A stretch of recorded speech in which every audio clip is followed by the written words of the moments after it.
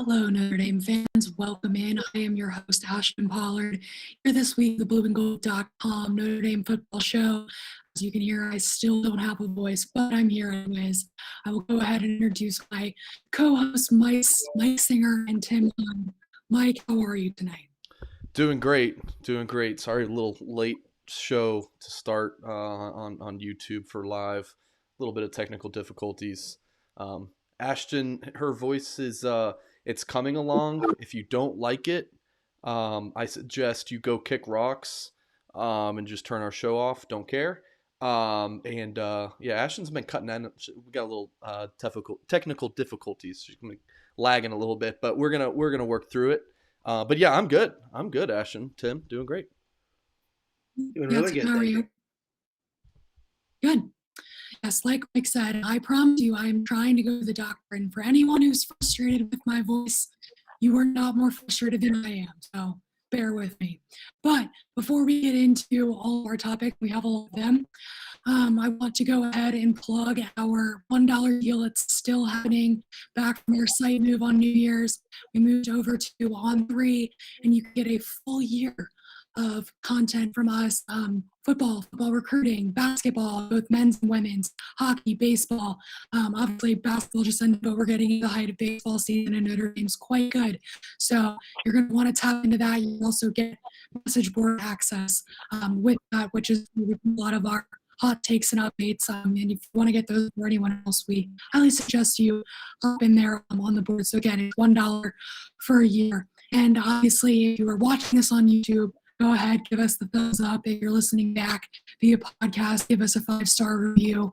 Tell us what you like about us, what you don't like about us, but be nice.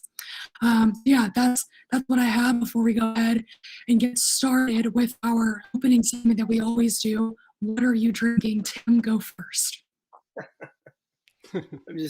Since we're going a little earlier tonight, I just went with where's my camera? There we go. A little Harpoon beer, which is a brewery out in Boston. So doing a little nice. New England tasting tonight. Mike, what about you? Two Tigers. Go Tigers.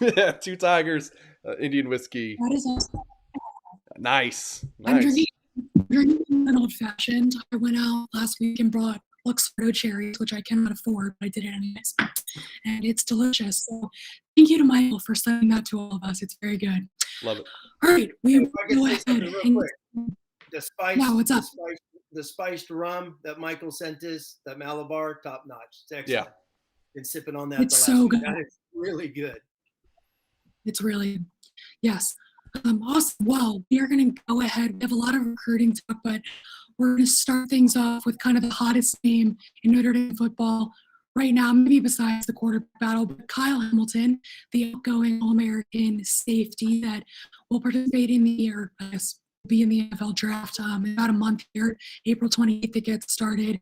He is a likely top 5 pick, almost surefire top 10 pick, which we're going to get into in a minute. But yeah, we wanted to go through because there's been a lot of talk recently about would he fall out of the top 10. And I'll give a brief kind of summary of where we stand on that. Basically, what I've seen predominant sentiment is that he will go top 10. There was a new draft that just came out that I think, Mike, if you could pop that up on the screen, or mock draft, that shows him going 11th to the Washington Commanders. And that is not due to teams not thinking he's talented or an elite athlete. That has, I guess, entirely to do with the fact that he's a safety. And typically the NFL does not value safeties at a crazy high level. So what I'm still seeing predominantly is that he's going to go somewhere in the top 10. Both the Jets and the Giants they need help everywhere, but in particular they need secondary help. They both have 2 top 10 picks, so kind of the predominant sentiment is there's no way that he falls out of the top 10 because one of those teams is going to use him as their second or 7th pick. But yeah, that's kind of what we're seeing on that end. I know, Tim, you have kind of an interesting take on Kyle Hamilton's career at Notre Dame. What are your thoughts?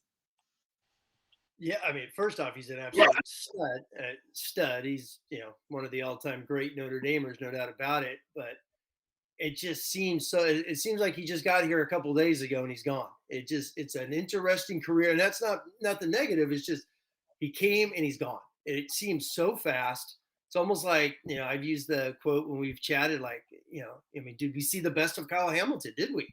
It just seems, especially this year, getting injured in the middle of the season. But, it even goes back to his freshman year. How was he not on the field all year long? Why was he a backup as a freshman when everyone knew he was the best player in that secondary? But some great games, great career. I think he had an outstanding Clemson game in 2020. Obviously, the Bama game, he was outstanding. Always go back to the SC game. They literally built the defensive game plan around Kyle Hamilton going up top on all those great wide receivers that USC had in 2019, his freshman year. So it's an interesting career in that it just went so fast. It really did, compared to some early entries that Notre Dame's had over the years. And then when you look at his draft status, it's interesting. I started going back. I went back 50 years. You could tell how I didn't have a lot to do at work today, so went back 50 years, and he's only going to be the seventh. He's going to be drafted high. This talk about him falling to the teens and 20s is ridiculous. He's just too athletic. But he will only be the seventh Notre Dame DB picked in the first round in 50 years, which is just astonishing. So, going back to his career, when you look at his career, he's got to be considered on probably the Mount Rushmore someday of the great Notre Dame defensive backs in the history of this program. So he's, the team's going to miss him this year. There's no doubt about that. Well, yeah, Tim. So he was obviously a key part of the defense his freshman year. Sophomore year, trying to think, did he miss any time? I don't think he did. And then obviously played half the season or so this year due to that injury. So it's like, yeah, team's gonna miss him, but I mean, that's why it feels like it's gone by so fast because of his injury. So I'm gonna pop this up for YouTube audience. This is a really interesting tweet from Matt Miller, NFL draft scout for ESPN, someone we actually had on the show around this time last year to talk about Notre Dame's draft prospects. Now he's with ESPN, so I don't know if he's too big time for us now, but he tweeted, read this for podcast audience. I love Kyle Hamilton, but this does seem to be the case following his combine and pro day. This is with regards to Hamilton potentially falling out of the top 10. And he says, I think the media are higher on him than what I'm hearing from teams last week. Last week being the combine, I believe, right? Last week or pro days last week, whatever it was last week. And he says it only takes one, but reality is more likely outside the top 10 picks. And then he also followed that tweet up with, and this is just me prepping you for if/when it happens. He's ranked in my top 5. I harbor no Notre Dame hate. It's just a reality given positional value and testing results. So I like that Matt had to kind of say, hey, this isn't Notre Dame hate, because a lot of times Notre Dame fans love you to death. But when people have any kind of criticism about Notre Dame, it's, well, they just hate Notre Dame because Notre Dame fans are used to a lot of people just hating Notre Dame. But not everybody hates Notre Dame. Matt Miller does not hate Notre Dame. But so I kind of give all that information and context to ask Tim this question. What is it about the safety position that makes that value not that high? Like the draftnetwork.com, their number one player in the draft, Kyle Hamilton. I mean, like Matt Miller says he has him in his top 5. Todd McShay and Mel Kiper did a mock draft this week, number 2 to the Lions. So what is it that, some people think that he might drop out of the top 10 because his positional value? And how much of this is the 40-yard dash times that he's ran recently? Well, I think the 40s, because if you're going to spend a high pick on a defensive back in the NFL where everyone throws, I mean, it's a 7-on-7 league. Everyone, there's no hash marks. Everything's in the middle of the field, and you're just chucking the thing all over the place. That's the NFL these days. And with safeties are kind of like running backs. You'll find some guys to cover. And there's so much situational defenses and guys coming and going. They're looking for more tall corners. And really with Hamilton's size, and even when you go back and watch his highlights at Notre Dame, people may not like this, but 90+% of his highlights are all 10 yards and under. They're all in the box. There's very, very few deep highlights of him being a free safety. So is he a guy that's going to sit in the middle of the field and go sideline to sideline? Or is he a box guy? Is he a strong safety? Is that nickel strong safety type guy? And that's, I think, what some people, when you start reading stuff on the internet, more and more of that talk is. But the NFL throws the ball over the place. How is he not a guy that you want in your package? His length is just freakish. That's the thing. If he's covering a slot, his length is going to overdo so much of that speed aspect. Yeah, no, he's at 6'4".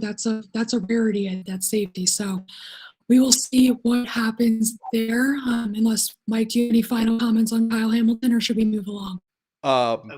Not comments on Kyle Hamilton, but Bernie's comment here says Tim looking like he's about to win an Oscar. I look, every time I'm about to pick up my clothes for this show, I'm like, do I want to look good? But I'm like, I'm going to be sweating bullets for an hour. So no, I'm not going to put on a shirt and tie. So Tim, you look fantastic as always. So that's why you know what? I'm just starting to do it now because you know what? Coach Freeman played Ohio State. Tressel wore a tie. When Al Golden was a head coach, he wore a tie every week. So you know what? In honor of those guys, I'm just going to wear a tie. Stop. Listen. For a podcast audience, I'm sorry. If you've never watched us on YouTube, I'm sorry, because Tim is such a handsome guy. So you need to get on YouTube here. Cheers, Tim. And then Bernie also says Mike's looking like he's going to go full on Will Smith if anyone disrespects his co-host voice. You're damn right. Keep her name out your mouth. Okay. On that note, we could break down the hand slap if we want to do that, right? So, man. All right, moving along. This is a very simple question. Mike, what is the best thing you saw regarding Notre Dame athletics this week? I'm going to go last, if that's okay. Wait, let me look at our topics. Nope, never mind. I'll go first. I thought we were going to a different discussion next, so I will go now. Okay. So, yes, we're going to do a new segment where we kind of talk about our favorite things that have gone on this week. We do the show every Wednesday. Drunk Visigo says, such a beautiful man. Tim, the people have spoken. Tim's my cousins. All my cousins are on tonight. Okay. So this is the best thing I saw. And again, I apologize for podcast folk. You can't get to watch this. But Dante Moore, 5-star quarterback, from Detroit, Martin Luther King. He arrived to campus on Monday, and guess who was there to greet him? Ashton Pollard and several other media member, straight up paparazzi style. So this is the best thing I saw this week. I think it's the best thing that Notre Dame fans saw all week was Dante Moore arriving to campus. And we will talk Dante Moore. We will talk Keon Keeley. Both of those guys have been on campus in the past 5 days or so. So we'll talk about those guys when we shift from Notre Dame football to Notre Dame football recruiting discussion. But there he is, Dante Moore, with his beautiful hair, and Dante Moore giving a nod to the media, our TMZ paparazzi, and then at the end of the clip, which you can't hear it, is the Ashton. You tell it actually. Like what happened inside the facility there. Yeah, so I don't know how many players were in there, but they were loud. It was a full-on welcoming committee. Again, we as media did not get to see who that was, but there was massive cheer from what sounded like a couple dozen Notre Dame players that were in there to greet Dante when he arrived. Yeah, so that's the best thing I saw. Tim? Yeah, my thing is the photo of Zach Martin coaching up Blake Fisher. Obviously, I'm a big O-line fan, and it's awesome to see Zach back. And I thought that was just awesome. You guys can go on the internet, everybody, and you'll just see a great picture of him just talking to Blake, breaking it down one-on-one. And I think what that symbolizes is, the standard that Harry Hiestand set, and those guys are all coming back. There's been talk on Twitter and all that with a ton of offensive linemen coming back during the summertime to work out with the guys. So I thought that was great because Marcus Freeman's been positive about bringing alums back, and here a bunch of them have been at spring ball so far in the last couple of weeks. So I really enjoyed seeing that picture. Yeah, there were plenty of them. There were also several alums at Pro Day as well. So yeah, I will go next. I'll keep it quick. But if any of you saw Marcus Furman, he spoke at an event in town for the Notre Dame Club of St. Joseph Valley, and he was asked why he lets his kids come to practice. Basically, he had 4 of his 6 kids at practice on Saturday, the 4 youngest ones, because his wife was out of town with the oldest girl and the oldest boy was away for wrestling. And basically, he said it's twofold. That one, he likes to see his kids, obviously. The fatherly obligation of getting to see them, say hi to them for 5 minutes. He obviously has no time on his hands, so when he gets to see them, he considers it a win. And then second, which kind of is what stuck out to me, was that he said a lot of his players grew up in fatherless households. They didn't have a male role model. They don't know what it's like to watch a husband interact with his wife, husband interact with his children, whatever. So he basically was saying, I think that we need to be the example. And I think that it was very genuine. Like, he wasn't just saying it because that's like the buzz of, oh, I need to be an example. He truly believed that if he could show his kids that, or his team, that like how to be a father, that it would benefit them. So that was the best thing that I saw. Yeah, real quick. You guys can drop super chats if you're with us live. Maybe this can, with a nice super chat donation, we can, get Ashton an upgraded Wi-Fi. But still, that was an awesome story. But it would be so much better if we could hear every single word Ashton was saying. But yes, that I love Marcus Freeman. This dude's awesome. I've been on this Marcus Freeman hype train since he got here. 15 months ago or so. Great man. Yeah, absolutely. All right, we will switch gears. We will go into spring ball. I don't know, Mike, I know and Tim, obviously you were not on campus at all, but I'm sure you read a bunch of this stuff kind of. And did anything stick out to you about spring ball? Tim, I'll let you go first. Yeah, reading all the reports, watching the videos, and obviously listening to you guys talk afterwards on Saturday and whatnot. I mean, there's a lot of things. I mean, quarterback. We'll get into quarterback. You guys want to talk about quarterback? It sounds like Buckner's having a heck of a spring, from what a lot of reports are. Going back to the O-line, I like how the O-line is kind of solidified. They got a backup with Zeke at center. It sounds like Tosh Baker's kind of solidified himself as the 3rd best tackle now. And then the big question is, who's the 3rd guard? More importantly, who's the number 2 guard? Can someone take over for Josh Legg? And then wide receiver depth, everything we've heard, 5-6 practices, whatever it's been. When you hear the news, is the depth is going to be a major issue. I think so. But I know you did a nice article on running backs. All 4 are going to be needed this year because of the depth at receiver. And then defensively, I know in your Cover 3 article, the fact that Barnes was out there in the nickel group. I know Cam Hart's not playing, but he's kind of solidified into that 2 deep as one of those young guys. And I think that's a real positive thing. And then real quick, one name I haven't heard a lot about, and especially when they went nickel on Saturday, no Brandon Joseph. So they went with Ramon Henderson and DJ Brown, who were the 2 guys at the end of the year last year. So I just found that interesting that Brandon wasn't in the nickel group.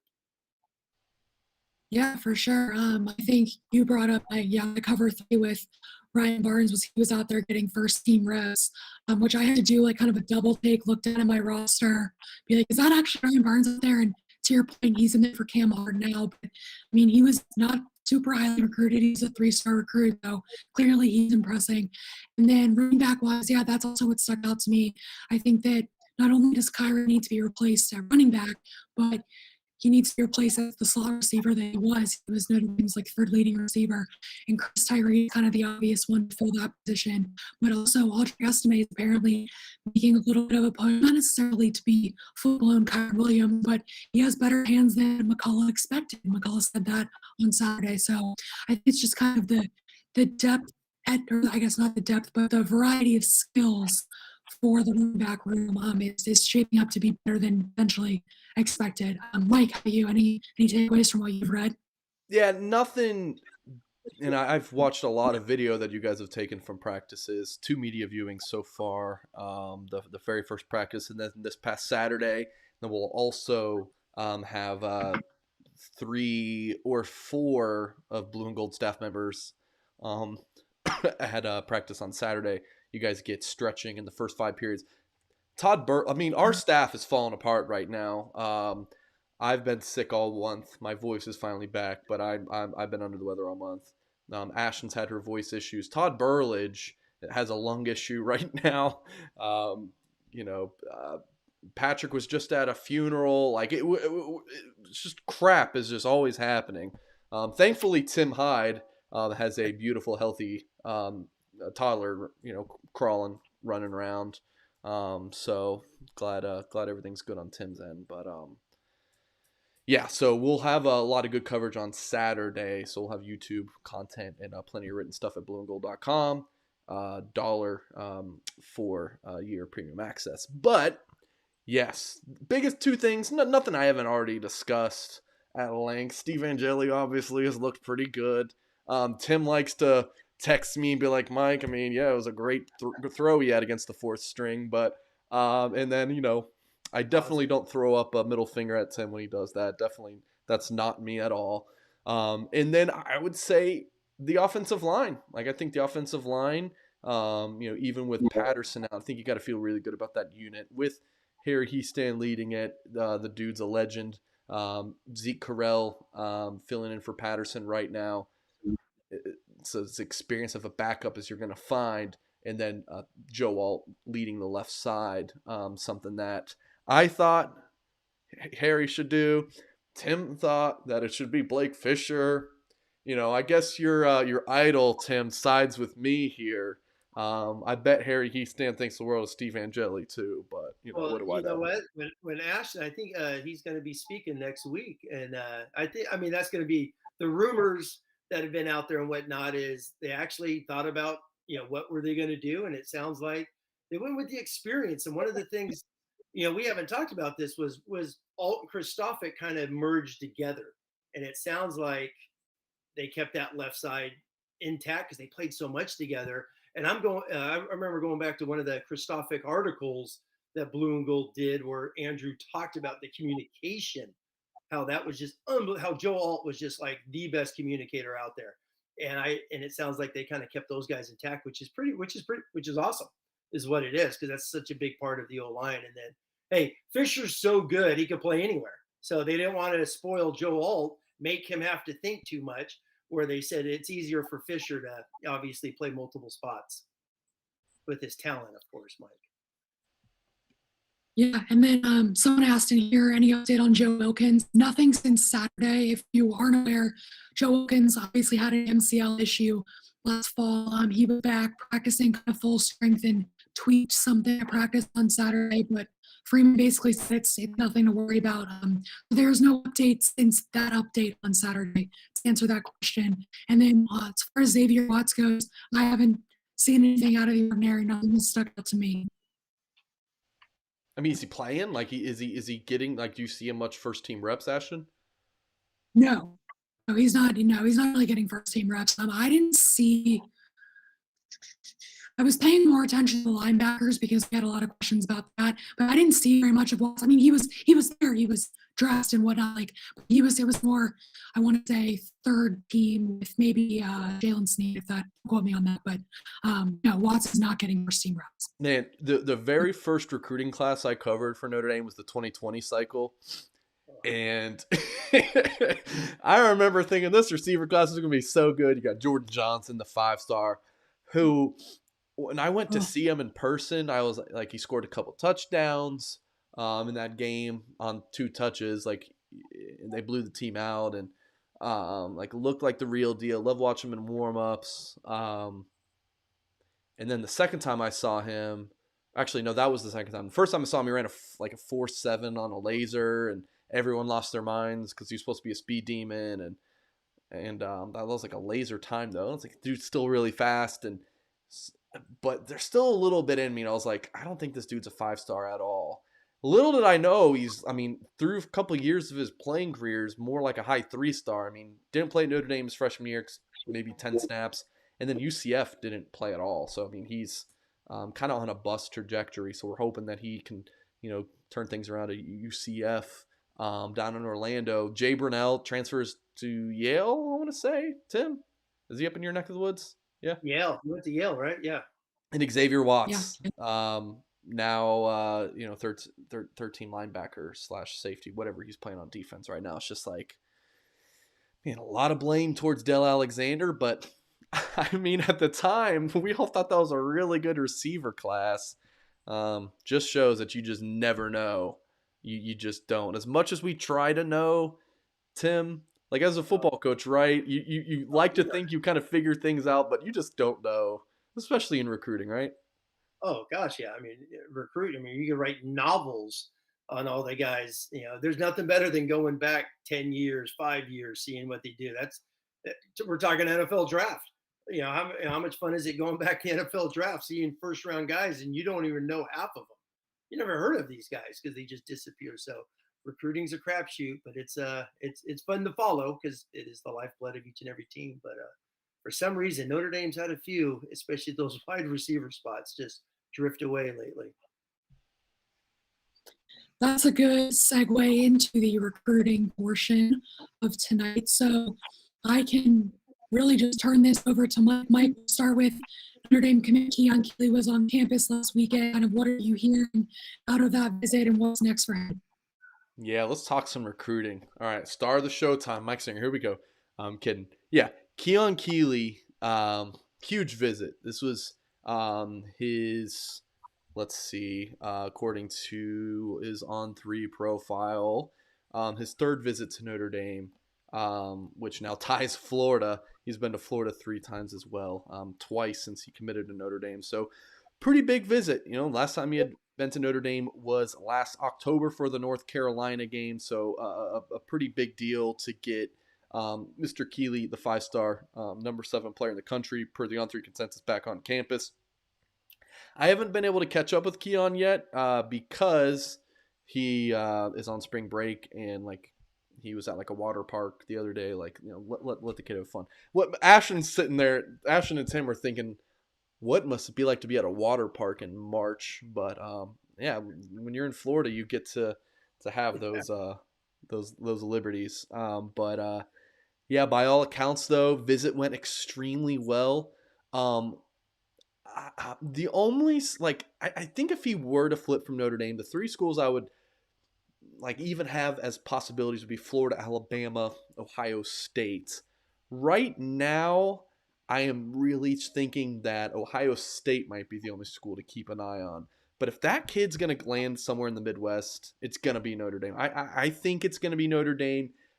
If he's going to go elsewhere, from where I stand and what I'm hearing, it's going to be like we saw with Devin Moore last year. It's going to be like a wants to stay close to home kind of deal. Otherwise, it's Notre Dame. And I think his mom really wants him at Notre Dame. That's the school she's rooting for. But it's the young man's decision at the end of the day. And it does appear to look pretty good for the Fighting Irish. So he'll be back on campus. He's got 2 more visits lined up, guys. He'll be at Notre Dame for the Blue Gold game, April 23rd. And also, again, in June for an official visit. Keep an eye on the weekend of June 10th, a major one for the Irish. So, yeah, I mean, Tim, just how big would it be for Notre Dame to keep him in this class? Massive, because they don't have guys like him. They just don't. They rarely get you're a top 10 defensive end. I mean, it's been forever since that's kind of happened. And his explosiveness, his power, it's huge. Number one, they went and got him before he blew up. And sometimes, we forget that. They went after him before any national rankings came out, and he committed way back when, as you know. And now it's taken off once his status is hit and things of that nature, and people have seen him. But he's an instant impact football player. They're going to lose Foskey, Adamiola. They need edge players, because the recruiting has been a little light the last couple of years on that edge. And he's an instant 2023 football player. And day one at home against Ohio State next year, I see him. Yeah, not the only big time visitor on campus though in the past week. Oh, so Mike, as you alluded to, Dante Moore was on campus through yesterday. So Monday, Tuesday, what'd you see? Yeah, Dante Moore, 5-star quarterback. Man, for how big Keon Keeley's visit was for Notre Dame, we're going to kind of touch on the impact of these two guys, but wanted to kind of share what I'm hearing. I posted 2 articles earlier on Wednesday, like kind of what sources told me. And you can find that in a Lucky Charms article. And then also on 3's Chad Simmons interviewed Dante Moore's father. We have that story up. So you can kind of get all the perspective there. Would love to interview Dante himself, but he's kind of, he's not always doing phone interviews, especially, now with his recruitment being quite I don't know the right word to go with, but very popular. Ton of eyes on his recruitment. Everyone wants to know where he's going. So On3 recruiting prediction machine algorithm has him heavily favored towards Notre Dame now. And this just updated in the past 24 hours. I tried to figure out why it went from 63% Notre Dame to 75%. That's just the algorithm. The algorithm and you can learn more about it on 3.com, but the algorithm's liking Notre Dame. Oregon jumped from about the number 4 spot to the number 2 spot, 8.9%, which is kind of interesting because I'm hearing more Oregon buzz a little bit more here recently. But Notre Dame, the heavy favorite per the recruiting prediction machine. Visit went really well. Tons of people are thinking, hey, like Yo Bama just said in our YouTube chat, do you think it's possible they went crazy in the building because he verbally committed to the team? Literally, guys, he got to campus, walked in the doors, and they erupted. There was no time to be like, hey, guys, like no, that's not what happened. Did he tell the staff, hey, I'm coming, or tell the players, like, hey, this is where I want to be? Look, maybe, but do you know how many commitments there are and then the kids decommit, right? Like a lot of people say commitments are not worth the paper they're written on. Then how much more are silent commitments worth? Like if you guys are going to be like, all right, Dante Moore silently committed, what does that mean? It don't mean crap, especially if he's going to go to Ohio State this upcoming weekend, as people have reported and kind of speculated.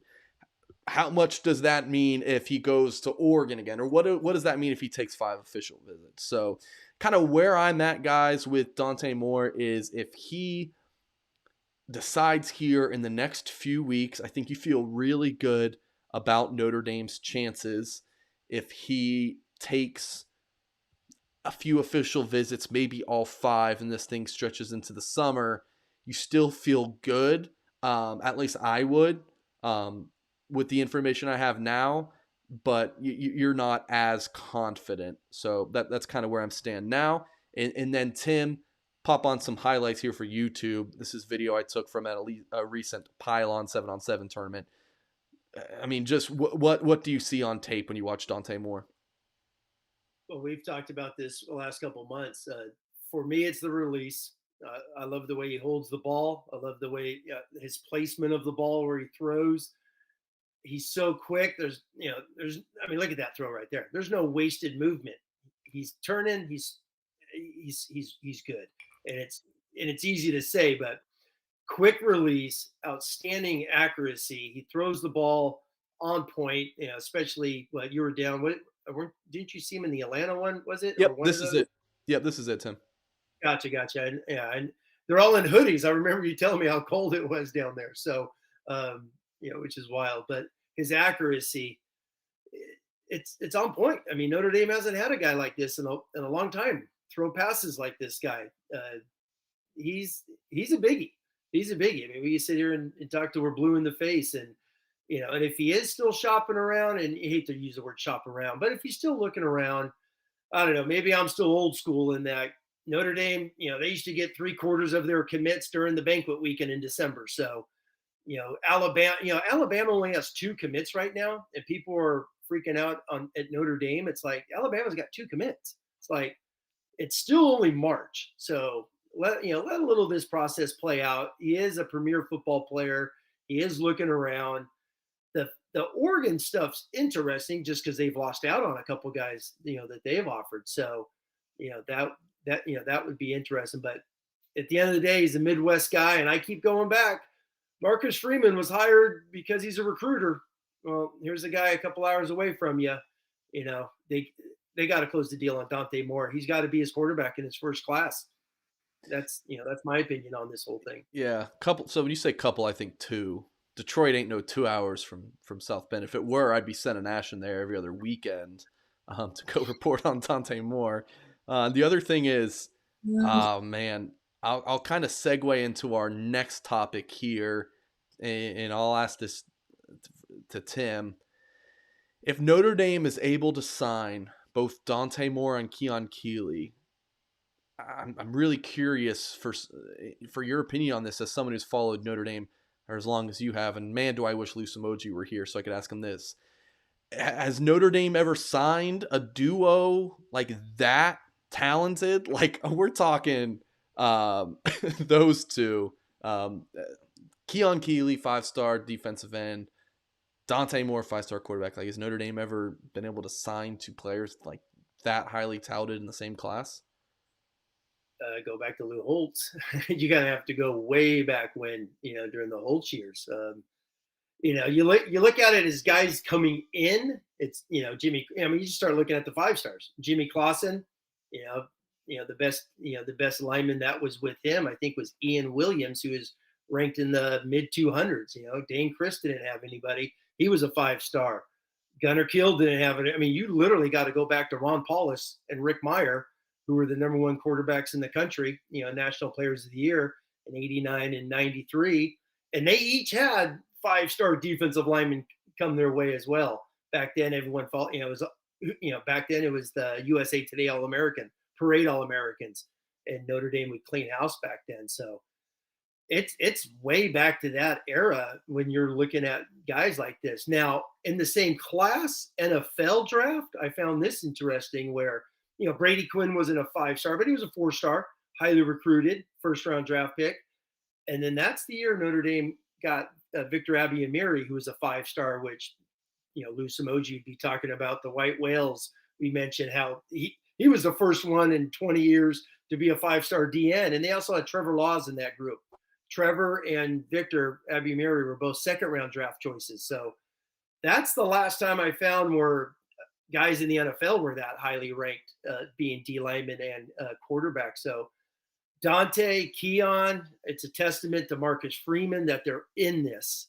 That they're in this. I mean, Notre Dame has not been in 5 stars this high. You're looking at two of the top 20 kids consensus in the country. So, I mean, you got to go back to Lou Holtz, Harry Parseghian for something like this. And it is it's fascinating to look at if Marcus Freeman could close this, because then that goes into your topic, which you've been doing the last year plus, Mike, of top 5. Can Notre Dame finish the top 3? Can Notre Dame finish top 1? If they get Keon and Dante, they got a legitimate shot at a top 3, correct? All right. Yes. It's going to be tough to get into the top 3. Remember, Tim, that topic we had recently about receiver rankings? It's like getting the number 40 receiver is a lot different than the number 3 center. It's kind of the same, like, for like these top 5 rankings. Like, all right, top 5 ranking, let's do it. Yeah, there's like 15 teams that like could be right there. It's like there's a lot of schools vying for that top 5. It's not easy to, get past Alabama, Ohio State, Clemson, Oregon, LSU, Oklahoma. Like, you gotta remove those schools from the top 5 to get into it. But Notre Dame just signed like that 2022 class. What's a letter grade for it, Tim? Like a B, B+, maybe A- if you're very optimistic. Finished number 6 per the On3 consensus. So like that 2022 class felt like pretty good, but like there's a little bit of meat left on that bone, where it feels like 2023 and guys, I apologize for always being like, well, it's the next one that's going to be the big one. But like 2023 with Marcus Freeman as the head coach, I mean, it feels like it could be the big one. When you look through each position, we're going to talk about running backs here coming up next in our live show. You know, running back recruiting is looking like they're going to get a couple 4 stars. Got a great tight end. Looks like they're going to sign like 4-star guys across the board at receiver. Offensive lineman might get a 5-star or 2 before it's all said and done. Defensive line, you already got a 5-star committed. Linebackers, Drake Bowen's one of the best in the country. You know, cornerbacks, you got that whole defensive back room. You're fending off some really good schools for your top talent there committed. So quick thoughts on that, Tim, before we move along? Well, I agree. You know, my question to you is you know, the parlay into this Dante Moore top 3 class, so to speak. You know, like Alabama, like I just said, they only got 2 commitments. You know where they're going to be at the end of the day. So you know they're going to be the top notch. But, you know, does Dante Moore, because he's so highly ranked, Notre Dame hasn't had a 5-star, you know, since Gunnar Kiel, and he was only there a year. You know, so, you know, when I look at 5 stars, it's Jimmy Clausen. Jimmy brought in a lot of guys with him. Does Dante do that? Because Notre Dame doesn't have any wide receiver commits yet. Are some of those guys still waiting? But I mean, you'll know better than this. Their wide receiver room is really spread out nationally, it seems like. So, you know, is Dante waiting? You know, if he does take official visits, does that, you know, Great House, he's like, heck, I'm just going to stay home and go to Texas then, you know, because I know what Sark's doing, whatnot. Does Gallagher says Franklin's been here, he's got quarterbacks, I'll go with him. Does that start to hurt that room? I think is something that's out there. I don't know if that's true or not. The old Pied Piper, and you know, how real is that sometimes? You know, How really real is receivers wanting to join quarterbacks? That's real. So are they? You know, how long are some of these guys going to wait and find out if Notre Dame gets Dante? Now, let's say Dante goes to Oregon. Notre Dame's not going to get a quarterback this year, more than likely. No, you know? They'll get they would still get a quarterback. I just don't know who it would be.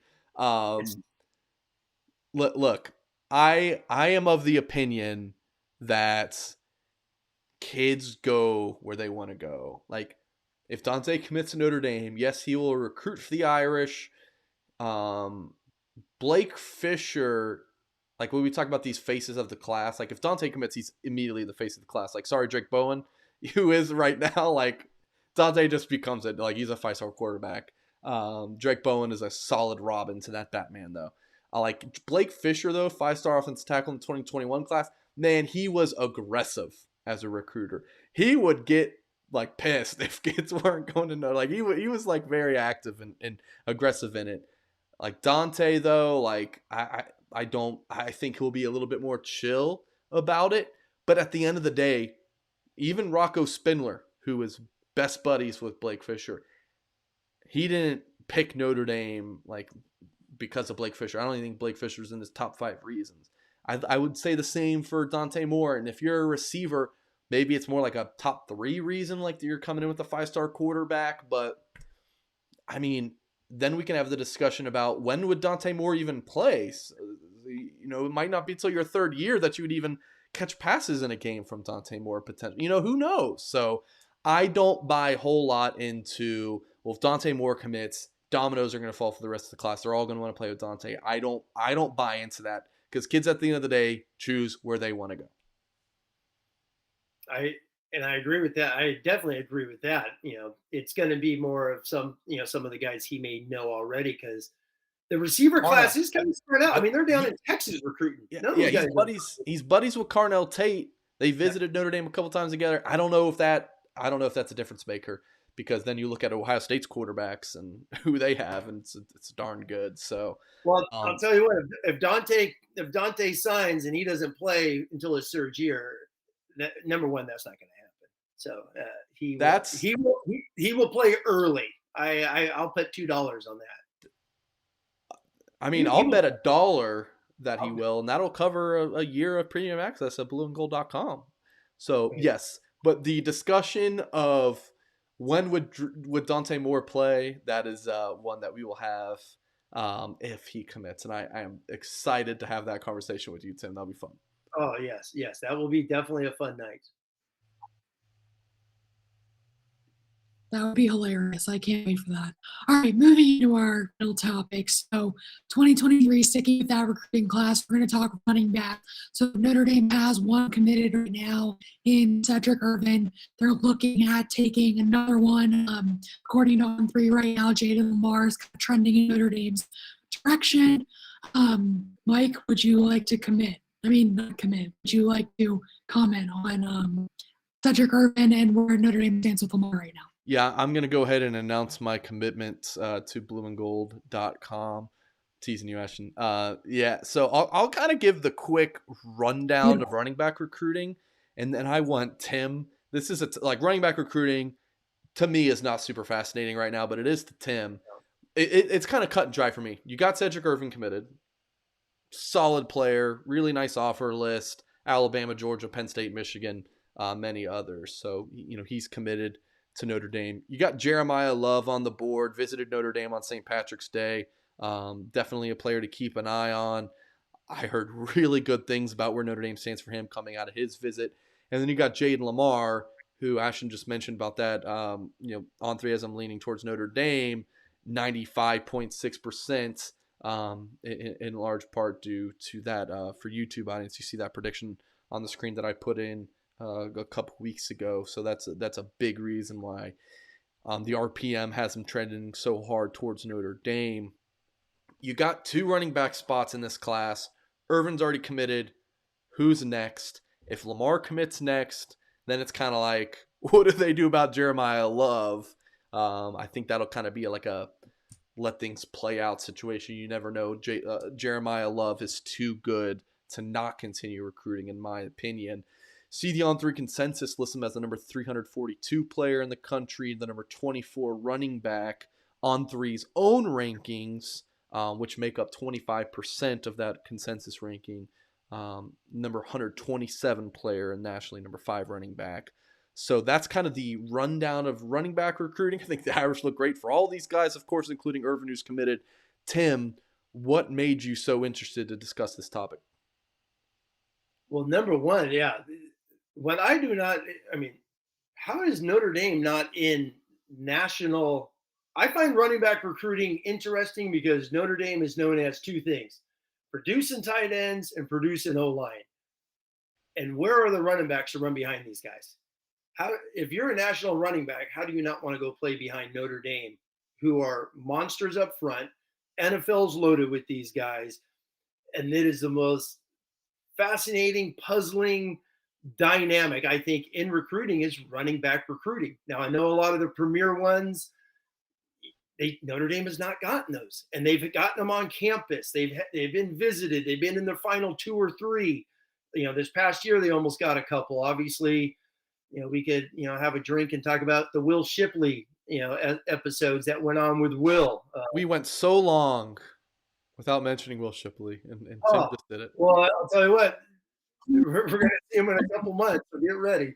But well, Notre Dame. 2 of the top 3 backs Notre Dame's going to see is Henderson, Ohio State, and Shipley. So I just find it fascinating where in the last 20 years, going all the way back 20 years to Tyrone Willingham, Notre Dame has signed 6 top 10 running backs. 6. 4 of them were 4 years in a row with Charlie Weiss. So Notre Dame is signing, is running back the wide receiver Mike, is getting the 25th, the 28th, the 33rd guy, the same as getting that guy in wide receivers. It's not. Brian Kelly signed Greg Bryant and Chris Tyree. That's it in the top 10. I just find running back recruiting interesting, and I see the guys Notre Dame is on, and I see these guys at running back, and I'm like, are they gonna beat the top 10 teams with these running backs? That's just my take when I watch some of their film. All right, Tim, let's talk about some of these guys. We'll pop on for YouTube, Cedric Ervin's film. I will say, Notre Dame likes Cedric Ervin a lot. He looks small in this film. He just does. I don't know if it's the camera or if it makes everyone kind of look smaller, but he does look small. But then you see pictures of him on Instagram where he's some photographers there taking pictures of him working out. The dude's yoked. So, you can be sure he's listed at 5'10", 177. You can be sure at the running back position, no problem. The dude is built like a brick. But I am curious. This is junior film that Blue and Gold shot last year of him. There's no junior film available on Huddle, so this is all we got. What do you think about Cedric Ervin? Well, we talked about him when he committed. He's got a burst. He's definitely got some nice athleticism. He caught the ball really well in some of the videos we had. He's a solid football player. I mean, he is. He's a solid football player. Is he a guy that's going to come to Notre Dame and rush for 1,200 yards and lead you to an 11-1 football season for Coach Freeman? I don't know. I don't know. And that's just me. I'm trying not to be negative when it comes to running back recruiting, but it's like, is he the biggest, strongest guy? No. I think the four on campus now are all better than him. That's, my humble opinion there. I think the four they have on campus are outstanding. Estime was the 15th ranked back. He's a tank. Price, I think, is the most underrated kid in that entire class. His film at Texas was explosive. I don't think we see that in Ervin, so it'll be interesting to see how it goes with Notre Dame. If Notre Dame's going to have a number one class, that means they're going to be filling in with some more dudes and is running back that position. Is McCullough happy with him? You got McCullough who's an NFL coach. Does he see that in Cedric Ervin? So that's just my quick questions on him. Yeah, I don't know. I haven't seen Ervin in person. He's got a great offer list. Rankings wise, On3 has him as a 3-star. He was. We'll pull up the industry comparison here on his On3 page. He was ranked in the top 100 by a lot of these sites, and they dropped him down after his junior year. Again, not much film available, so I don't know if that's I can see the point of people being like, oh, well, there's no film, so you don't want to penalize other players who did have film who look really good that more about passing. But also I understand, why would you drop them if you don't have any new? I don't know, but that's just kind of what it is. Ervin kind of falling down the hype train, whereas someone like Jeremiah Love has really exploded here. Track guy, 6'1", 195. See the On3 recruiting prediction machine gives Missouri, Michigan, and Notre Dame equal odds. He's only taken 3 visits to my knowledge, all 3 to those schools. So let's watch some of his tape, and why don't you tell us what you think? Get him the ball in outside zone. Tommy Reese and Harry Houston love that play. Look at this play. Explosive. When you watch, this is a guy where you go in rankings and you're like, how is this guy not much higher, unless there's that many great running backs. Explosive. Amazing burst in those legs. He looks like, right there in the stance, he looks like Josh Adams. He's got a little burst and giddy up, going back to my heyday with Ricky Waters, the way, Ricky would run. And he's electric. He looks like an SEC football player when he runs outside zone. So he's definitely a guy that if he's like, Coach Freeman, I want to come, you got to bring this guy, because running backs, you just never know. You just never know the shelf life in those guys. Does Tyree have a great junior year and take it and go like Kyron Williams did? Sure. So, if that happens, you're down to 3. So with Logan Diggs, not to get the rumor mill or anything, because it's been crazy with him, but, Audric Estime, who's having a heck of a spring ball, becomes the number 2. Does Logan feel out of place? You start getting in all these, and better than anyone, Mike, with recruiting now, it's wild. It's the wild, wild west. You never know who's going to be here in 6 months. So if someone gets their feelings hurt, so he's definitely a guy you take, and I think you would agree with that. Yeah, he's a dude. He's a dude. Yes. I don't know. I think the Audric over Logan thing is it's a little bit of a stretch, but yeah, I'm just reading between the lines and all the spring reports that have been out there, and he got a lot. He was out there when the number 2s were called over Logan on Saturday in a lot of the reports. So I'm just saying, it's practice 5. Who knows? Obviously those 2 being in the same class, that's going to be a good battle to watch. Yeah, you look at Jeremiah Love. I love how they kind of slowed the film down a little bit on some of these moves. Look at that. He's a dude. Someone commented here on YouTube, he goes to a great school, Christian Brothers in St. Louis. So profile school for Notre Dame, and plays really good football. Jeremiah Love is a really good looking prospect. And then we'll kind of winding down our YouTube show here. Jayden Lamarr, also a guy on 3, has as a 3-star in their own rankings, but the consensus has him as the number 273 player nationally, number 15 running back, number 1 rated running back on that West Coast. We'll watch some of his junior highlights. Tim, what do you think about Jayden Lamarr? I've watched his film plenty of times here recently. Man, I still don't know. I'm still kind of like, I feel like I want to know more about him. I feel like his junior tape does not tell me enough. I see on his film so many times this little bubble screen where he's like, kind of, is this actually where it is? Yeah. He goes out and then he comes back in. Like, I feel like I see this play like 40 times. I'm like, is he more of a gimmicky back? Is he an every down back? Like, I know Notre Dame loves him, but I watch his tape and I'm like, I just am so intrigued and curious and just want to learn more. Mike, I am 1,010% in agreement with you on this one. I must be wrong then, Tim. Hey, no, exactly. No,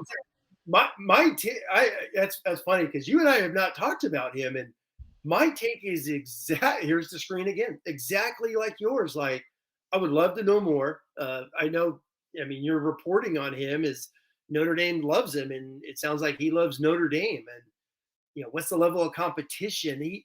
He reminds me a lot of the Oregon back who now transferred to USC, Travis Dye. He has that same body type.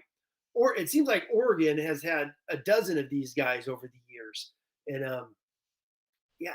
I'm fascinated because is he a guy that's going to run inside zone for you when it's 3rd and 2? Is he going to go get that hard-nosed yards, when Notre Dame's got to play, in South Beach and, Coach Cristobal's building up Miami, and that's going to be a big game in a couple of years. And he's a junior, let's say. I don't know. He's a fascinating guy. He's not a guy I expected Notre Dame to have as their top 2 running back this year in the class. So I'm a lot like you. I don't know how tough he is, how powerful he is, but he's got a little bit of wiggle. So they must see something in him, unless they thinking he's going to be a straight slot. Yeah, a lot of his wiggle though. I was thinking like a lot of his runs were like didn't show much wiggle. It's just him kind of bouncing off guys. And then you do see the wiggle. I'm like, man, like then I'm like, is it the competition thing? I don't know. I'm just intrigued. I want to learn a lot more, but he is a versatile back. There's the screenplay again. I don't know how any school playing against him, whenever this kid goes out and motion the slot, how you just don't know exactly what the play is, but he's a good looking back. I don't know where I would rank the 3. I would, to be honest, I know who I'd probably have Jeremiah Love number 1 though, Tim. Oh yeah. If I'm Coach McCullough, I'm spending, if I got $10, I'm spending 8 of them on Love at lunch, because he's a burst cut guy. I mean, he could get outside in a heartbeat just like Josh Adams could, and he could cut like crazy. You're right. I haven't seen great cuts out of him unless they're just recruiting him to be a straight slot. No. Then if they are, is he a guy that could get you 18, 20 carries sometimes? I don't know, Mike. I'm really I'm really intrigued by him. Here's another data point. He ran like a 4.5 at a recent combine in the Pacific Northwest. So yeah, is he the one that ran the 10.700 or was that Love? I don't know. One of those guys. Love's a track star. I know that. Yeah, I think that might be 10.7 is flying, by the way. At 6'1", 195. Yes, 10.7's flying. So, and I did hear about the Oregon kid, Oregon, he's out of Washington, excuse me, running a 4.5. He may be fast, but is he an in the tackle guy? Against some of these guys Notre Dame are going to be playing. Is he going to get through that Texas A&M defensive line in a couple of years? I don't know. All right, well, fun show. Ashton's been with us this whole time, by the way, but I was texting her off air, being like, "You're lagging pretty bad," so I'll just kind of wrap this thing up. Ashton. Appreciate you hanging with us, and Tim, appreciate the insight as always. Folks watching, hit the thumbs up on YouTube, leave us a kind rating wherever you're listening to your podcast. We will be back next Wednesday again, folks, on this Saturday, April 2nd, after I watch Liverpool and Watford play that morning. Big Reds fan here. We will have spring practice wrapping up around 1 p.m. or so make sure you check all the reports on blueandgold.com and our YouTube page here. So Notre Dame fans, we will catch you guys next time.